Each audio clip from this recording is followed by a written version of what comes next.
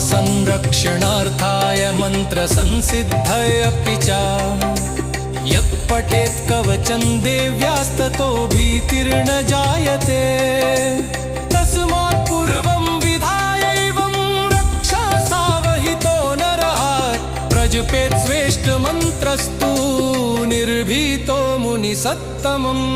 नारद उवाच कवचं कीदृशं देव्या महाभयनिवर्तकम् कामाख्यायास्तु तद्ब्रूहि साम्प्रतं मे महेश्वर। श्रीमहादेव उवाच शृणुष्व परमं गुह्यं महाभयनिवर्तकम् कामाख्याया सुरश्रेष्ठ कवचं सर्वमङ्गलम् यस्य स्मरणमात्रेण योगिनी डाकिनी गणाः राक्षस्यो विघ्नान्